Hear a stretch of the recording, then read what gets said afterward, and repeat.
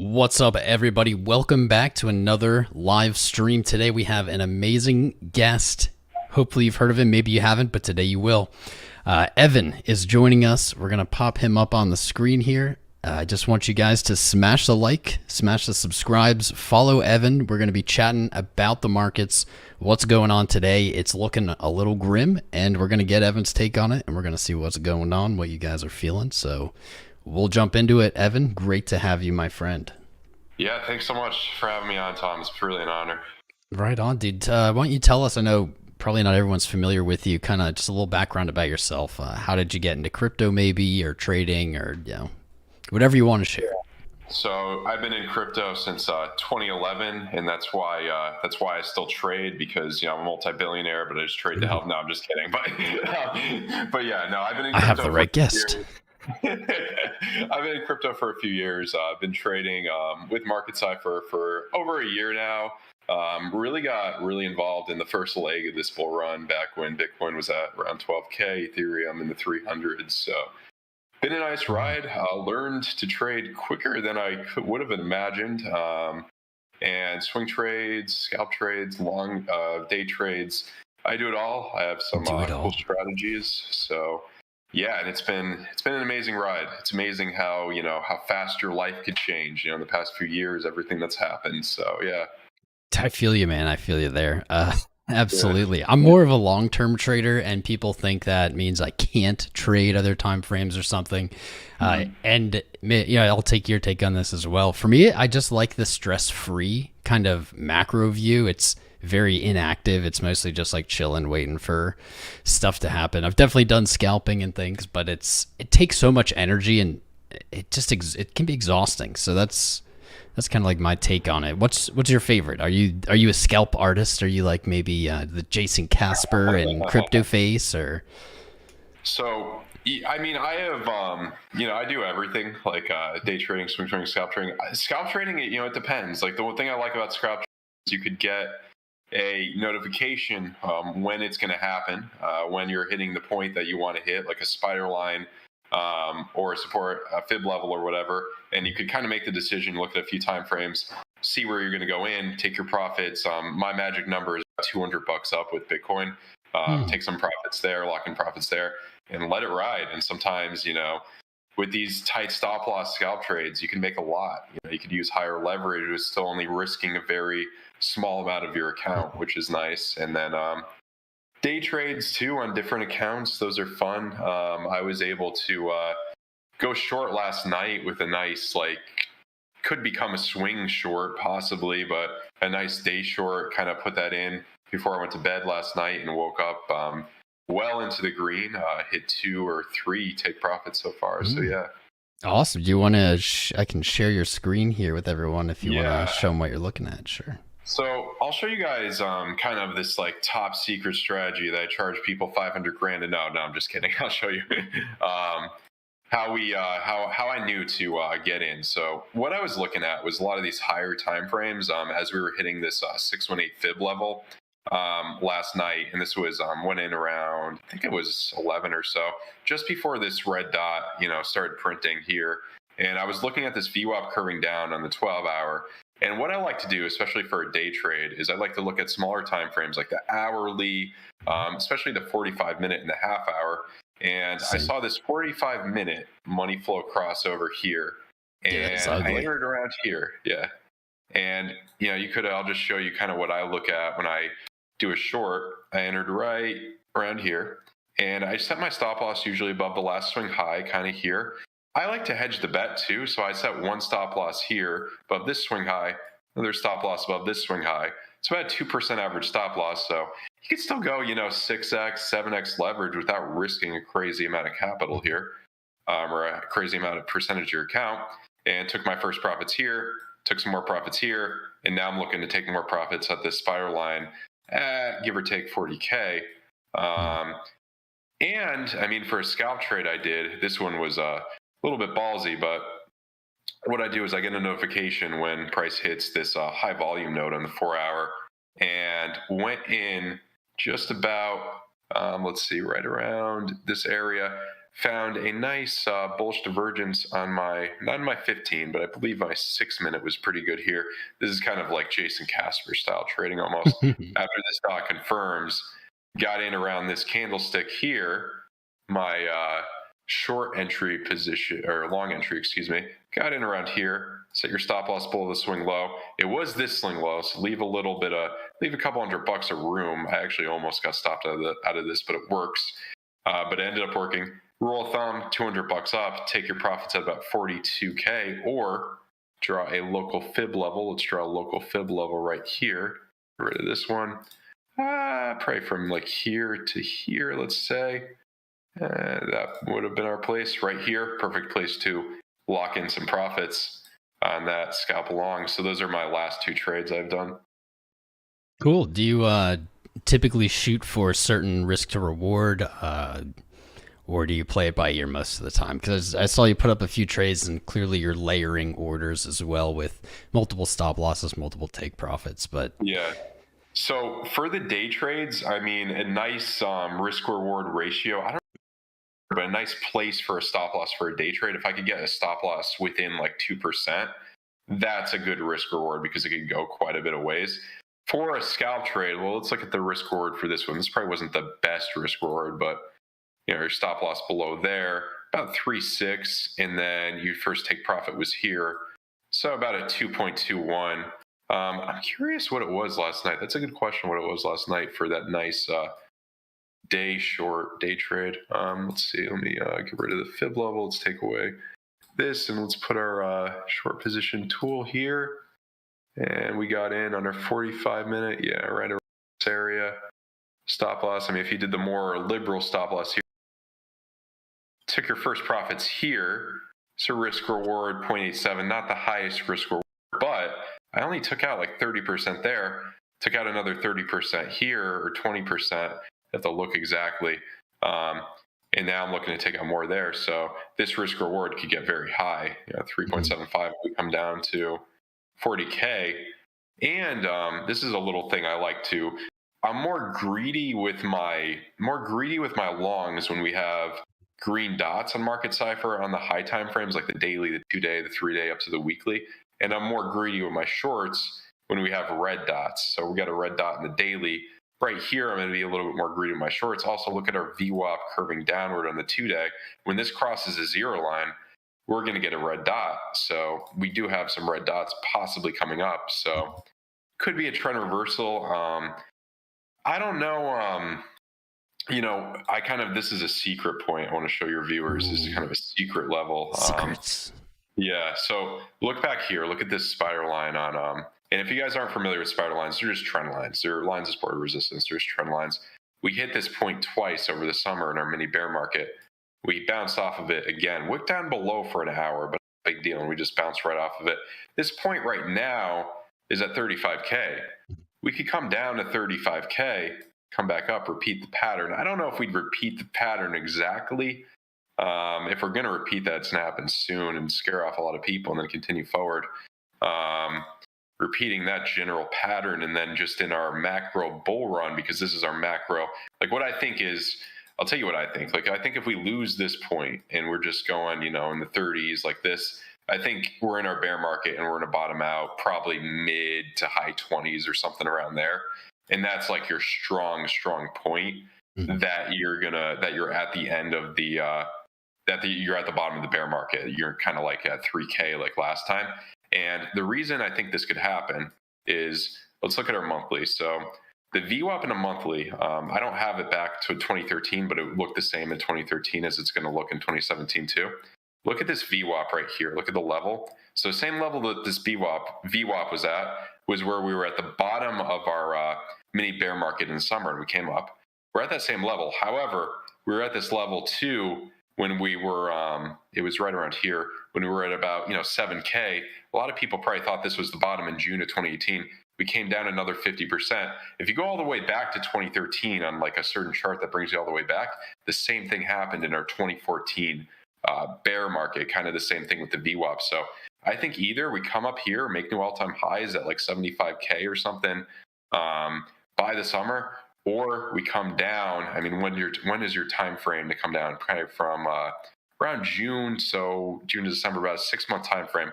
We come down, we bottom out in our low 20s or something, somewhere in the 20s, in 6 months from now, and then we can kind of start our next leg up, and that's a very strong buy opportunity. Yeah, actually, just pulled up what you're talking about here. Let me. Oh, the brave new coin chart. Yeah. Yes, the BLX. And yeah, I didn't actually even kind of think about it, but I do see what you're talking about here with our VWAP on the monthly. We have kind of this, I would say, like horn, two kind of horns. We saw that back here, 2019, and then it is back here in 2014. It's a little less clear. It never actually rolled over. But that's an interesting thing. I've just never really noticed. Unfortunately, Market Cipher is not very friendly to the monthly for Bitcoin's history, is it? Like, none of this looks great. It's like money flow never really got back to where it was. Momentum never got back to where it was. It's a little spooky. Yeah. If you look at something like Apple stock, it looks like that, though. All the things that just trend upward look like that in the monthly. If you go to your 3-day on that chart, I want you to go to your 3-day, and look at go on Market Cipher with the snake eyes. You see the recent snake eyes that happened on your 3-day right there. Mm-hmm. The last time that happened was 2011. Where they were that close, kind of. You may see, you kind of have to keep it on. I believe it was 2011, or right there. When was it? I can see like a little double hit of that in 2014. But yeah, I see what you're saying. You wouldn't be considered snake eyes 2011. Back here. I don't know if it means anything. I don't know if that means anything. I don't know if we're going to go up 200,000% in the next month. But let's see. So you're making the claim we're going 65,000%. You heard it first here, guys. Evan, you got to subscribe to him. 65,000% in 2 months. No, I'm just kidding. That'd be great. I'll take it. And if it happens, man, let's like roll with it and just be like, that's what you called. We'll take that clip. Yeah. Just publish it. Yeah. So what's your thoughts here, just in general, on? Yeah, like you were kind of going over your macro view. What do you think is going on right now today?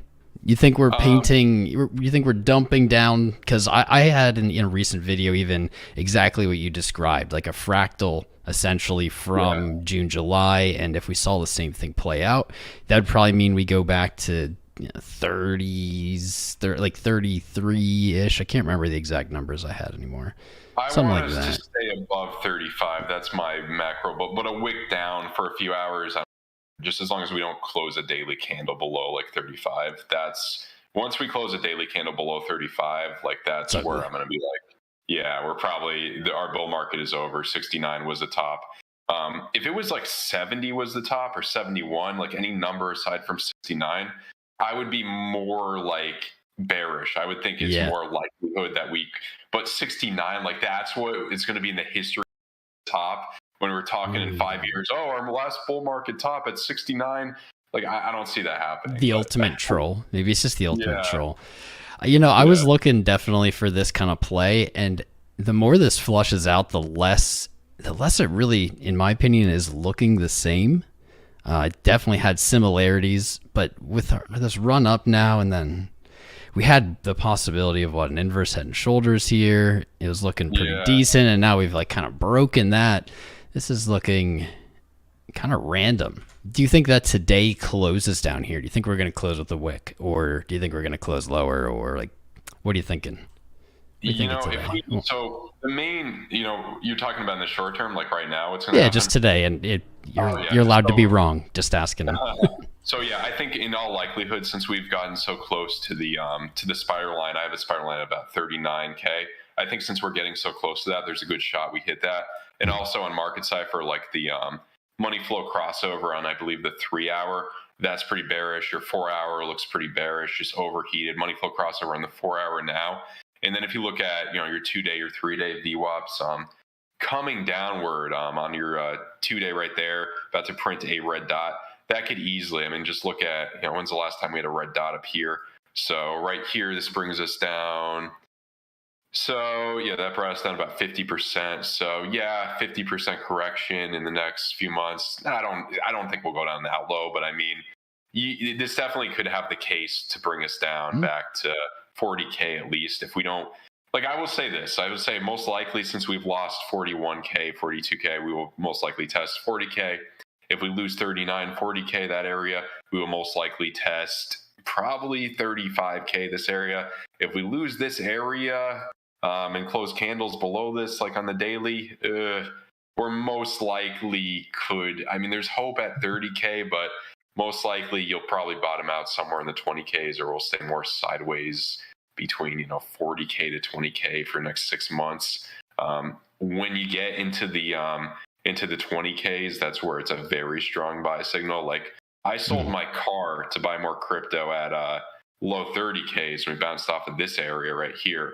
But like when we get into the low 20Ks, that's where, like, not financial advice, never financial advice, but just what I'm doing, personal loans, credit cards, selling anything you have, anything I have, excuse me. Right. So yeah. Yeah. I honestly, like, I'm forever bullish. I know I've been in the space long enough, and you've been in the space. It's like, if you wait long enough, it always goes up. Not financial advice, can't guarantee anything, but that's my observation. And so these times are definitely rough to sit through, but it's like, I have no concern.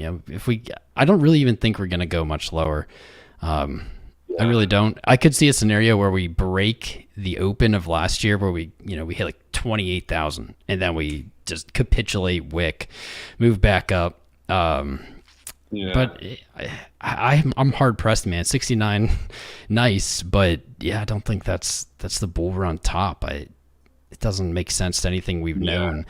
I've had a theory, kind of conspiracy-ish, that the whole market is really waiting maybe for a physical ETF or some kind of global catalyst. Maybe that's what the Fed is going to be doing this year. Maybe that'll be the catalyst.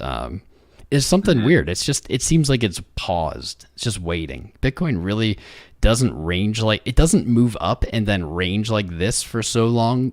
Really, I don't know if it's ever happened. It'll move down and range like that in a bear market, but you're talking about something's just just 60K, right?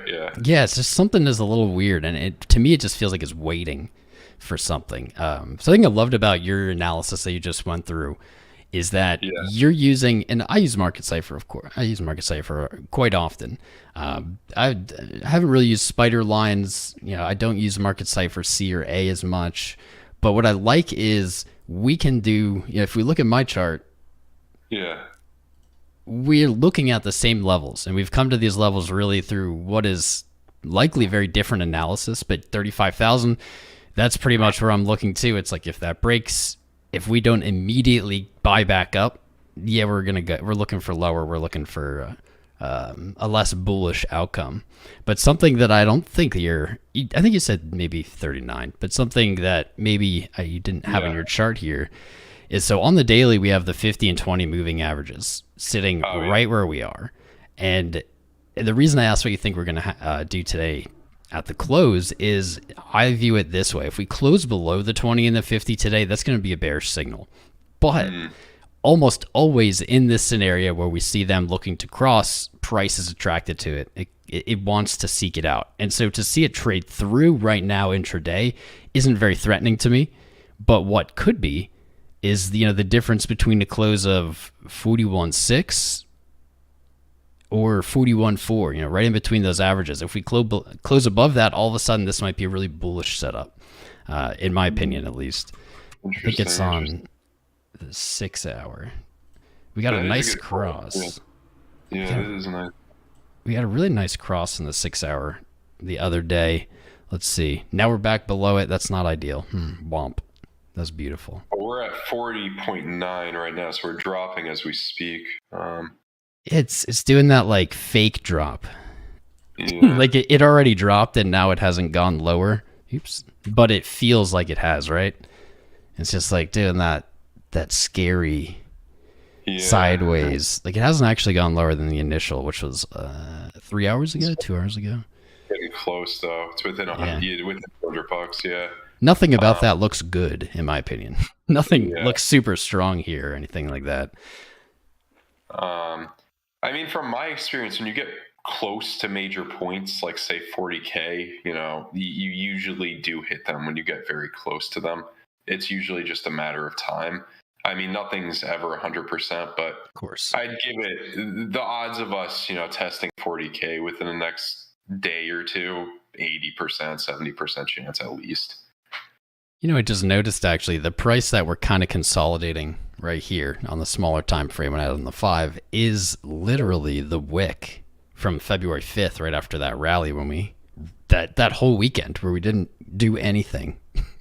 That's pretty interesting. It's right there at the support.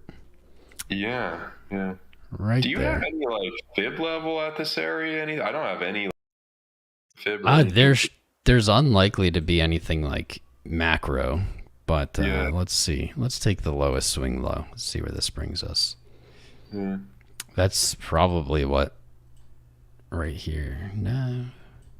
Yeah, I mean, if you put on enough of those, you'll find Nothing. something. Yeah, nothing. It's just like not Yeah. not there. I Maybe just on have a bigger nothing time frame. nothing in between 41.7 to 40. Nothing in between there. No, me neither. This is really random. Yeah, there's definitely a big zone of resistance above us, and we can see that through so many different methods. I think it starts about 46, goes up to like maybe 52, but we didn't even really get in there. We tickled it, and now we're moving down. What does this even look like price action wise? Maybe a little bit like September. Let's see if I can zoom that in. Tiny bit. This is Yeah, like maybe the most similar, where it's like we rallied to a point, and then we dropped, and we have like a higher low, and we drop. Yeah, I mean, it would still only be a 13% correction from what was it? From our local high at like 45, 46 almost to 40K.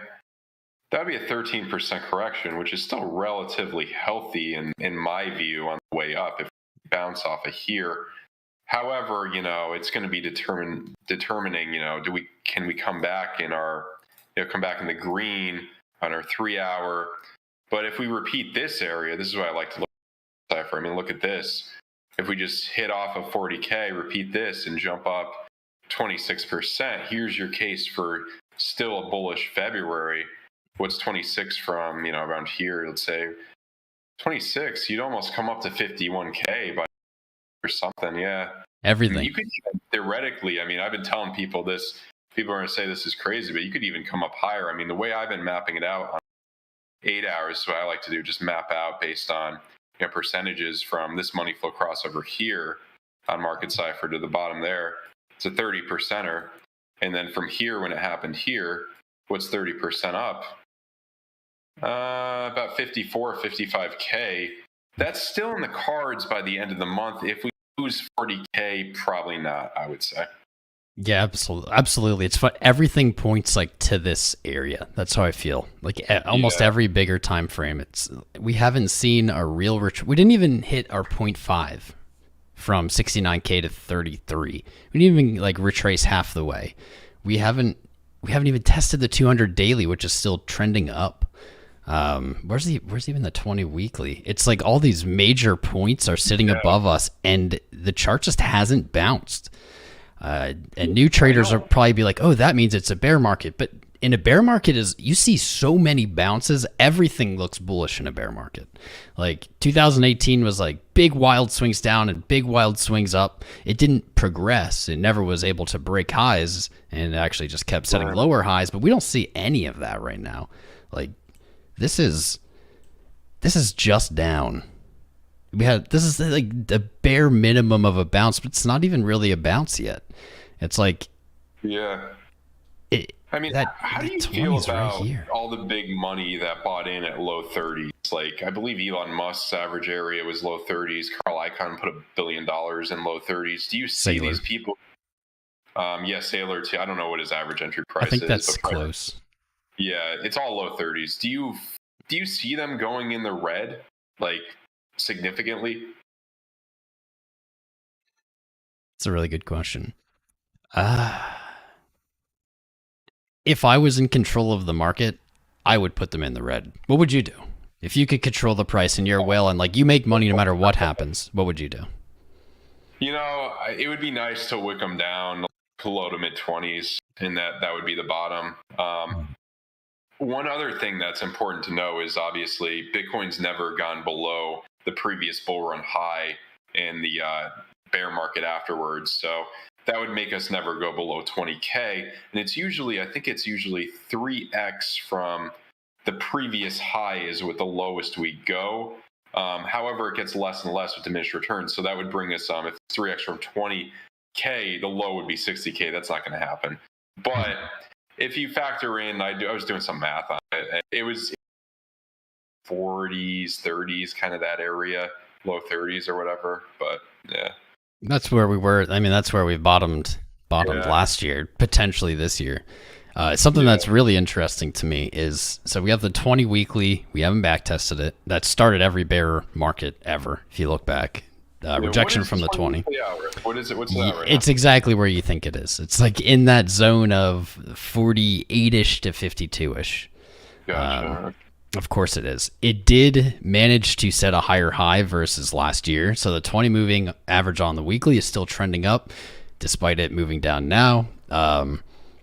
That's always where I get concerned. When we break below it, move back up to it, that's where I get a little edgy, is like, this is where it can get dangerous. But what also catches my eye, man, is the 200 weekly. Look at the price. I don't know if you can see very clearly. 19K? It's literally... It's like literally the exact. Oh, I got rid of the candles here for a little simplicity. I mean, it's like the exact previous all-time high. So it's pretty spicy. It's pretty spicy. That tells me if I was a nervous investor, I wouldn't be panic selling or something right now. But I would look to build up some kind of fiat position, probably through savings and budgeting, and put some orders there. The 20 weekly has been like the go-to. If you look at BLX, man, the 20 weekly is like the all signals go buy zone, at least historically. Yeah. I got a question for you. I mean, it's impossible to know, but what would it be, say we, in 6 months from now, if we just continue the general pattern of it, what would that level be in like 4 or 6 months? Yeah, I have a little trick I do. This certainly isn't perfect, but this is what I do because I like to ask those questions as well. So I pick kind of the maybe 3 or 4 weeks back, and I try to fit one line and fit the other line, and then you gotta zoom in, make sure it's close, because even like a few pixels off will really disturb it. It'll like really throw the line off. So this doesn't, it's not perfect, but it's this is the way I kind of estimate it. So let's take a peek. Let's make this a little darker, a little more visible. Because if we repeat like 2018, we would bottom out in about 6 months from now, and I think that's where we would test the area. 6 months. That's why I would be curious. Yeah, 4 to 6 months, I would say. So it'd be like 180 days, right? Something like that. Yeah, that's 180 to 6 months. Yeah. Like August at like 25K. Yeah, that's where I would be confident just putting everything. Yeah, that would be the strongest buy signal ever. Yeah, I would definitely think that would be great. Like if you look at BLX, it's just, you can even kind of visualize it before it existed. Yeah. And be like, yeah, man, that was probably just like this. And it's probably been like the major buy every time it's been hit. So yeah, I think people can be comforted by that. It's like, if we are in some crappy scenario, it's like, man, look for that 20 weekly. I don't think that it's like FOMO panic sell worthy, because I still don't think that's going to happen. But that doesn't mean we can't use it, like use it as a emotional crutch, or even somewhere to look in trading, like to look forward to, is maybe you'll get to buy at 20K. I still don't think you will, but it's possible. Look at this ugly 5 minute. This is too ugly. I don't believe this. Like, I don't believe it. What do you think, man? We're at it's too ugly. It's too ugly. It's just like not even real. Here, I'll throw you. Yeah, I think we're gonna test. Like I was saying, I think we're gonna look at the 5. Look at the 5 minute through your chart. Are we printing any? Are we printing any divergences anywhere? Let's see. I don't see a little divergence there. Just all these yellow X's. I think in all likelihood, like, you don't even see money flow coming up. I would like to. I mean, what I look for, especially when we're just in a downtrend, for at least a scalp trade, I want to see the divergence on at least a 10 minute. You did have one confirmed there, and they just came going down. So I'm just sitting in my short right now. I wouldn't even be thinking at minimum to enter a trade until we get to this area, until we get to 40K even. I wouldn't even be thinking about going long until this area. And if we go up, great. My HODL portfolio is fine. I don't care, but I'm not even thinking about going long until this area.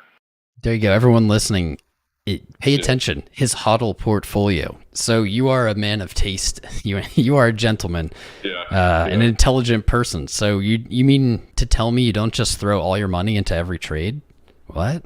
No, yeah. So I'll give you like kind of what I think is the best secret for like leverage trading or day trading, and it's really simple. It's never risk more than you aren't comfortable losing on one particular trade, and predetermine how much. This is really important. A lot of people don't do this. Predetermine how much you're going to lose before the trade if the trade doesn't go the right way. So if that's your entire 10 Bitcoin account on Bybit, and you're comfortable losing that, then that's fine. For some people, it's a couple $1 million. For other people, it's a couple $100. They will lose. They will lose it if they do that. Yeah, but or they'll quadruple it. Who knows? Yeah. They'll quadruple it and then they'll lose it. Yeah. No matter what it ends up with, they lose it. Yeah, I mean that's what people say. It's a lot of risk management because I was doing a lot of sports betting too, and I was like figuring it's the same for any type of gambling. You need risk management. Like I was betting against the Cowboys, which you're always going to make money if you do that. And bet against the Cowboys, won a bunch of money there on the money line with 49ers. Then I put all that money into another bet. I risked all of my account on DraftKings or whatever on the next bet, and I lost. But I should have just did half of it, and then I would have still had money left. It's kind of that concept. Rule of thumb, especially if you're new, don't risk more than a few percentage points of your account on one particular trade. Yeah, I recommend 2% at most. There's magic with 2. If you bet 2%, you're able to lose over and over and over again. Yeah. Oh yeah. Yeah. You can endure any losing streak, man. We didn't get the chat much before the stream because I was trying to set this cool thing up for everybody. But I've done I practice and preach pretty much everything you said. I'm definitely less risk intense, but everything has to be planned. There's no such thing in my trading system as market order. We don't use them because if you're market ordering, you're you're clearly not planning. There could be a time where I don't know, you open it up, it's at the perfect number, but like scalp trades where I just can't limit in because it's so quick. The point hits the point. You know what I mean? When I'm getting the divergence, that's the only time I do it. For swing or day trades, there's no reason. No, I never do it for taking profits. Ooh, here we go. Is it gonna make me wrong? Well, that's the only one time. The only one time if you're scalp trading, because I don't preset the area off of the point to go in. I wait until the divergence confirms, then I enter the trade. You know what I'm saying? So sometimes you can't, but even then you can limit it. But yeah. But it's all about you're doing the math. I don't really scalp. Yeah, it wouldn't affect you. Yeah. But you know what you can stand to win and what you can stand to lose. I personally preach like once you make that bet, I tell people like you don't touch it. Like you know what you can lose, you know what you can win. Why touch it? Like as soon as you do, now you're mixing up your plan in the moment. And even if that's the right choice, what you're doing is introducing kind of like question marks. We just broke our low. There we go. You're introducing like a question mark into what you're doing, what you've planned. Ooh, here we go. A little red. Yeah, we're probably going to test 40 here. And then it brings emotions because now it's not planned. And for me, emotion, like I trade really mathematically and boring because I don't have any emotions then. It's like just numbers. I put in this number, so I'm either going to lose $10 or gain $30. Like I've already made that. I've already settled in my brain both scenarios. I'm okay in both scenarios. And every time I go to touch it afterwards is when I do the wrong thing. Like, I'll move my take profit. I'm going to make more money. Or, this doesn't look good. I'm going to close it before my stop loss. Like every time for me, at least, that's been the wrong choice after enough time. And so I always preach to people, make your plan and stick with it. And your plan can be different. That's what I love about trading is like, we probably trade very differently in many ways, but Yeah. the fundamentals are there. It's like risk management, risk management and planning, like, are really the keys, I think, to success. And I've never met a trader who's successful that isn't kind of a master at both of those things. Yeah, I was talking to like some 18-year-old. There only one You cut out there. Yeah, he's apparently he doesn't like, this kid's like telling me like, oh yeah, I trade all this stuff, made all this money. I was trading Bitcoin Cash, I was trading Ethereum Classic. They were going to the moon, man. And then I'm like, so what's your, how much money is in your portfolio now? He's like, oh, I had 100 grand. Now it's at like 5 grand. I had, yeah, that's like where I differ deeply from most other people, is like, I like to view my portfolio kind of like as a one-way street. It's like I'm only looking, like, I only progress. I don't like to go backwards. So that's why all my trades almost are spot. I don't really use stop losses with spot trades. Instead, I just make small positions. And I've just seen I can wait stuff out. I'm more patient than everyone else. The laziest status to be is just more patient. You don't have to do anything. It's a lot of that. Have you ever watched those? So funny, those like Wojak cartoons. Like I've seen some. Ooh, here we go. We're getting some real dump. Viewers, smash the like button. It's getting spicy. It's getting spicy. We're coming down to 40K, and I'm gonna have to take more profits on my short. But there's one of those where it shows how Wojak trades versus how Chad's trade. And Wojak, he gets up, he spends all day studying the charts. He puts in a trade and he loses all his money. Chad gets up. Chad looks at the chart for 2 seconds. He's like, it doesn't look good today. I'm going to go play golf. I'm going to lift weights, go to a nightclub, chill with my girlfriend. Does that for about a month, never puts in a trade. Then the month is up. Oh, the chart, one day, chart looks perfect. I'm going 100x leverage. Oh, I just made 40 grand. Oh, I'm not going to trade for another month. Let's just chill for next month, play some golf. That's the way to, it's better than losing your money the whole yeah, right. I just love that because it's like, the thing is, your audio randomly cut out a little bit there. Oh, is it back now? Yep, you're good now. Cool. But there's one thing I wanted to show you. This is actually my for people who are just long term or just want to know when to get in, when to get DCA in. So this is super simple. I DCA in heavily whenever we're in the red on the daily. So back here and here. So I did this last summer and I got my average price, every week. And I believe Monday is the best day to do it. That's statistically the day where Bitcoin's cheaper. And it was about, for mid 30s, doubled my money up here, rode it all the way up. Still bought a little bit in the green, but once we got deeper into the green, kind of held off and sold a little bit. I was able to get out a little bit up here. Didn't think it crashed down as much, but should have sold more. But now I'm doing it again when we're in the red here. And if you back test this all the way, sometimes you have to wait a little bit, but look at these points. If you went in heavily every red point here, you would have, you would be a very rich man right now, especially if you've been in this game since 2018, probably. Depending, but that's a pretty interesting take. That's an interesting take, man. Because I've thought of different ways to maximize DCA, to like kind of move it away from just time, just like every week or something, which is a good strategy. And I'm not trying to push anyone off of it, but how can we tweak it? And that's not a terrible way, is to look at maybe the daily. I don't know how maybe the weekly might look on that too, but like a certain time frame, and that just at least is defining like when, like when. Let's just see the weekly, like all the way back. Yeah. Oh yeah, you would be chilling. Yeah. Be chilling. Oh yeah. Well, you wouldn't have got in until 2015. So. Well, that's the thing. DCA is definitely about patience. But what you can do is, instead of then all that time where you're seeing the green and like all that time, you're basically just saving up capital, like for when in preparation. I think that's hard for people to do. Yeah. I like the daily because when it goes in the red and the daily stays there, like if you're just looking at the weekly, sometimes it's, it did stay there in a few areas. Yeah. You would have more opportunity on the weekly, but you'd only be buying every 4 years. Yep. Yeah, it looks like it every once in a while. That is interesting, though. You could do this with stocks. I've seen this too. It actually works even better with stocks. Usually when you go in the red for a lot of stocks with S&P and some of the high time frames, that's really the bottom. That's a really good indication. Um, Yeah, the way I did it is like, of course, I started just by buying. It's just like whenever I had money, I would buy, and yeah. of course, I didn't get the best buys. But then, yeah, it's like 2018 rolled in and prices stopped going up. I had to kind of look at what I was doing, and I had then, been in the space for a little longer. I had a better grip, and kind of what I figured out worked for me was I would save or set aside a certain amount of money every week or every month. And at some point, instead of just throwing it in as soon as I had it, I would say, okay, where is my average cost?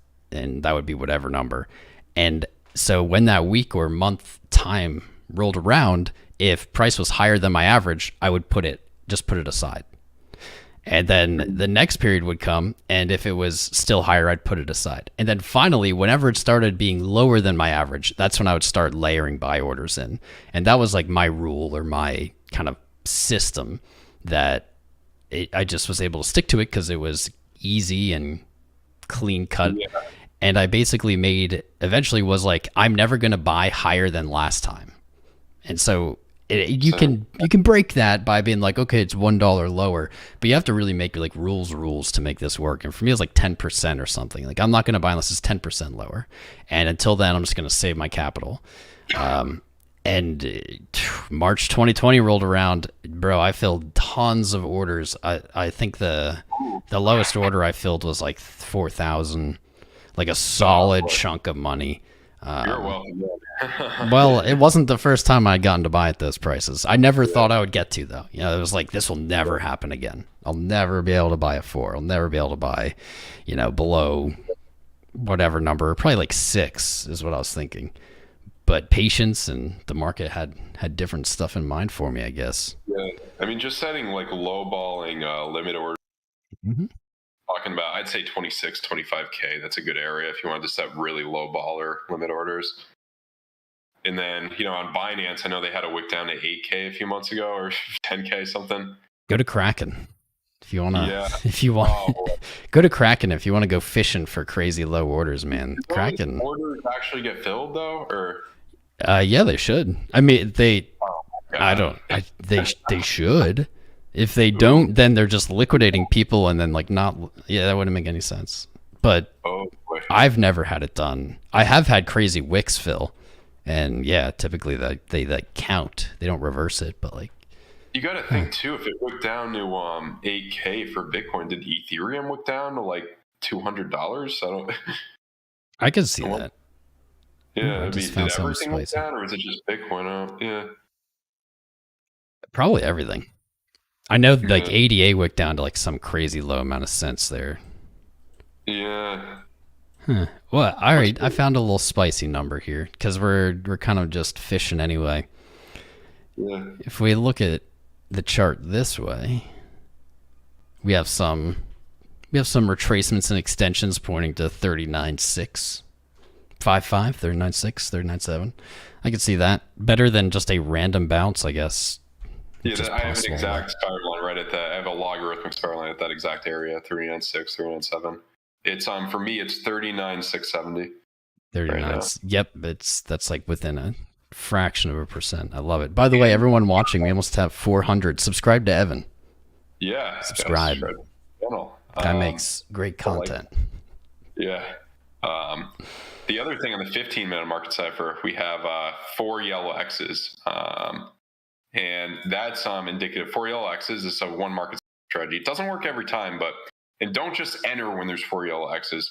You see the 4 yellow X's and you think, you evaluate, you see, and you look for a main support point that's coming up around 39.7, 40K.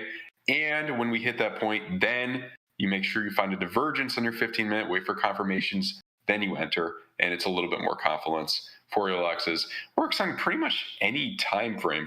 They're indicative of trend reversals. I mean, yeah.